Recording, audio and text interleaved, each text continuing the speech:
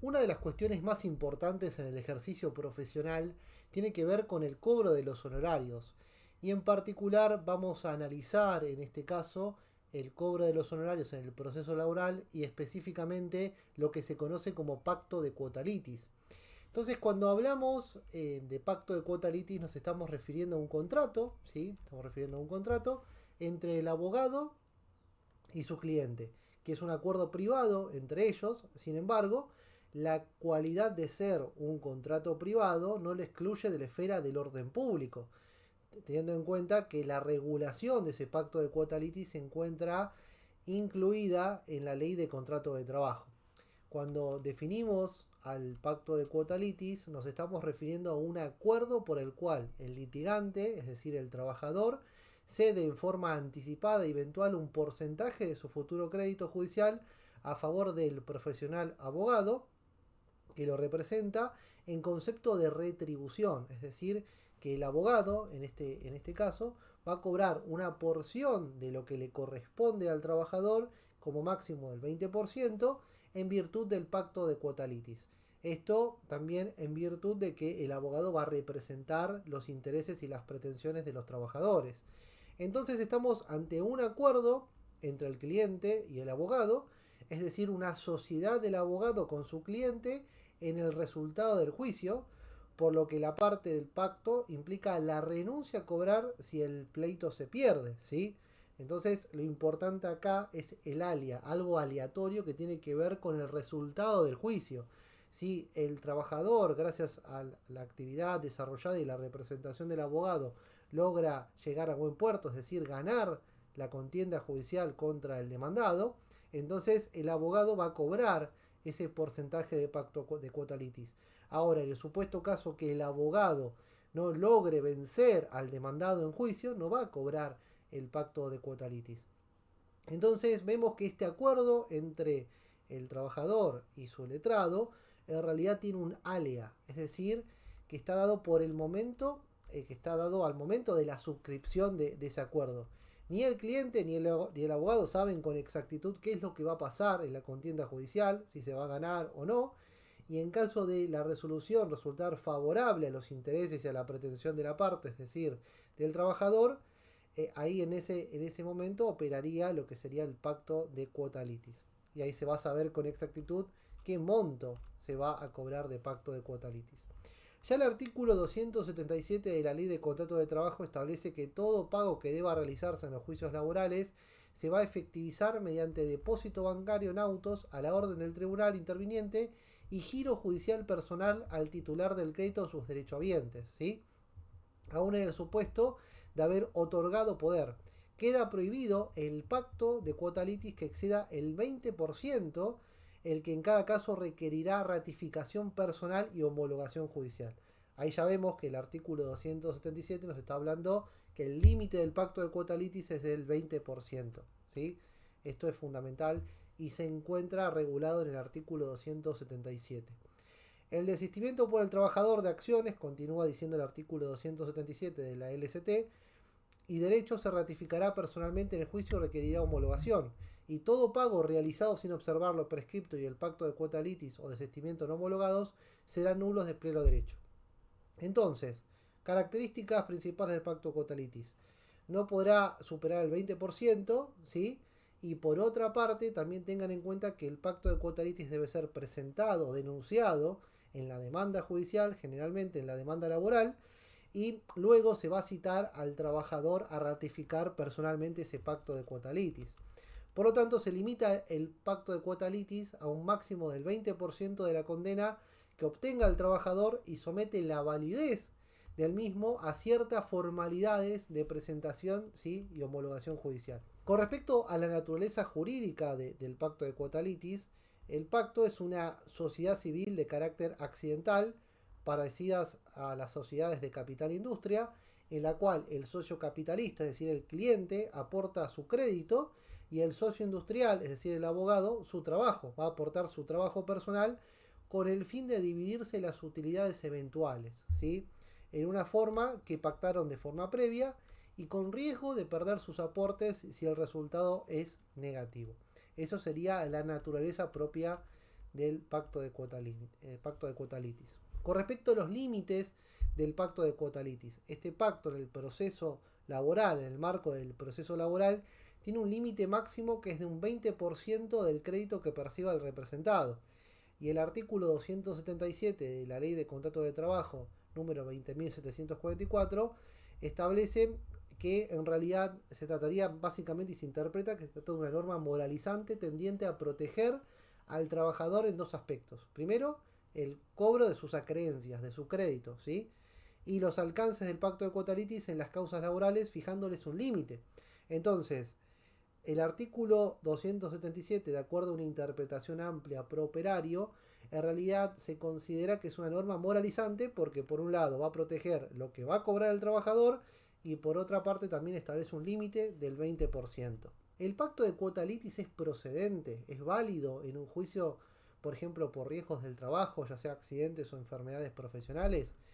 Se trata en realidad de un tema muy debatido respecto a la procedencia del pacto en el marco de los reclamos en el régimen de riesgos del trabajo, ¿sí?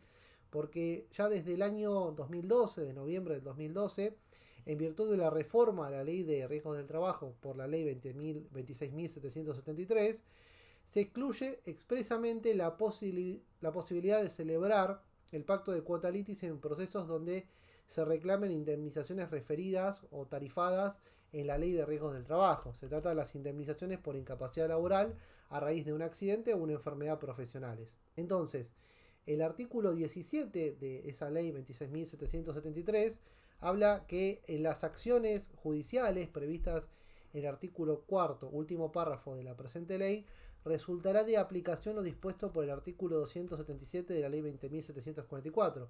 Asimismo, se deberá considerar como monto del proceso a todos los efectos de regulación de honorarios e imposición de costas la diferencia entre el capital de condena y aquel que hubiera percibido el trabajador, tanto en dinero como en especie, ¿sí? Como consecuencia del régimen de reparación contenido en esta ley, no siendo admisible el pacto de cuota litis. Ojo con esto, porque ya este artículo habla que no es admisible el pacto de cuota litis, lo cual siempre fue atacado por la constitucionalidad o la dudosa constitucionalidad de esta norma, ¿sí? Entonces, esta disposición normativa vuelve inadmisible al pacto de cuota litis en procesos referidos a accidentes o enfermedades laborales y se considera o se tiende a creer que estamos ante un artículo de dudosa y cuestionadísima constitucionalidad.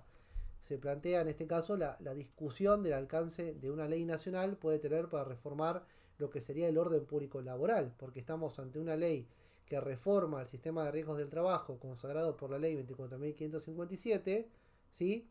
Esta ley nacional lo reforma, la ley 26.773, y de alguna manera también estaría reformando o modificando el orden público laboral consagrado normativamente en la ley de contrato de trabajo, ¿sí? Entonces se considera que esta norma modificatoria del sistema de riesgos del trabajo no debería de alguna forma tampoco afectar o podría llegar a regular o modificar el sistema del orden público, el sistema protectorio de orden público consagrado en la ley de contrato de trabajo. La ley 24.557, la ley clásica y tradicional ley de riesgos del trabajo, no estableció un límite para el pacto de cuota litis en el caso de indemnizaciones tarifadas. Esto significa que hasta la reforma del año 2012 por la ley 26.773 no existía de alguna forma un límite a la celebración del pacto de cuota litis. Estamos ante un artículo que perfora el orden público laboral establecido en la ley 20.744, la ley de contrato de trabajo, en tanto que el artículo 277 de la citada ley que contempla el pacto de cuota litis es de orden público y por ende solamente puede ser derogado por otra norma de igual jerarquía o superior, cosa que en realidad no es una característica propia de la ley 26.773. ¿Qué pasa ante la renuncia o la revocación del mandato con el pacto de cuota litis? ¿Sí? Es una situación que genera ciertas dudas. ¿Qué pasa cuando tenemos un pacto de cuota litis celebrado y ratificado en un proceso judicial, es decir, homologado por el letrado, que ya puede ser apoderado o patrocinante, y no concluye en todo su trabajo porque renuncia o le revocan el mandato mediante la revocación del poder que tenía con el trabajador, ¿sí? En este caso, la jurisprudencia ha resuelto adecuar el porcentaje acordado en concordancia con la labor realizada por, en ese caso, el letrado que ha renunciado o que le han revocado su mandato. Es así que en autos, en el fallo Jerez Justino con Torreón, SRL y otros, la Sala Tercera de la Cámara Nacional del Trabajo en el año 2008 resolvió que el abogado que hubiera renunciado al mandato tiene derecho a obtener los beneficios proporcionales de acuerdo por el acuerdo del pacto de cuota litis en relación directa con los actos procesales en los cuales intervino, ¿sí? Una decisión contraria a ello resultaría una confiscación injusta de un crédito parcial y proporcional ya devengado de acuerdo a la parte cumplida del convenio.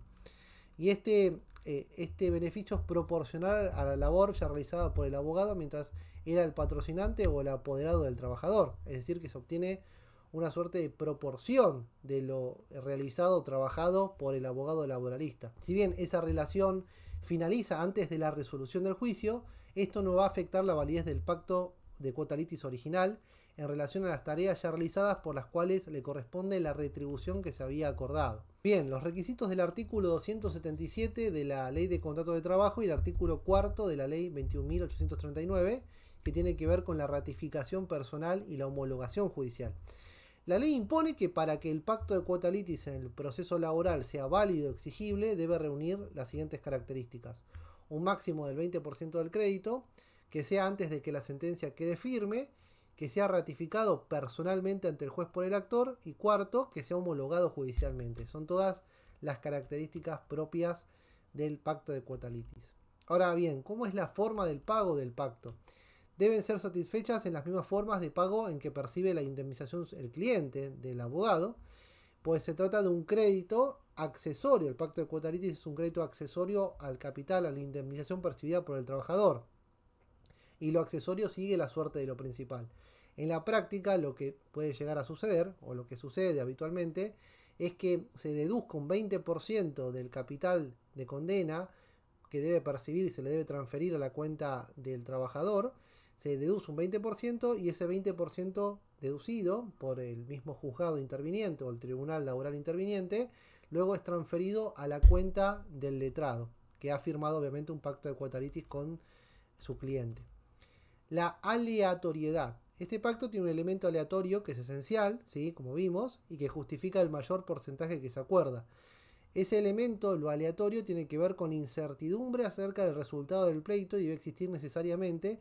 Por eso que el convenio debe ser ratificado por el trabajador antes de que se encuentre firme la sentencia, porque tiene que ver con un alia, con algo aleatorio, porque ni siquiera el parte trabajadora y su abogado no saben cómo va a ser el resultado del juicio. Entonces, en ese caso, el pacto de cuota litis tiene que ser primero presentado en la demanda, ratificado antes por el trabajador antes que se dicte la sentencia y esta quede firme, y deberá ser homologado judicialmente. Entonces, en caso contrario, no habría alea alguna, es decir, no habría algo aleatorio. Si por ejemplo, se homologa un pacto de cuota litis con posterioridad a la sentencia, no existiría nada aleatorio en ese caso, ¿sí? El pacto de cuota litis es algo totalmente diferente a los honorarios regulados a cargos de la contraria, es decir, de la parte demandada. Si un cliente pierde, el abogado no va a cobrar nada, ¿sí? Si el trabajador pierde, ese letrado no va a cobrar el pacto de cuota litis, porque no va a poder cobrar nada porque no existe un capital que cobrar, que ese trabajador tenga que cobrar.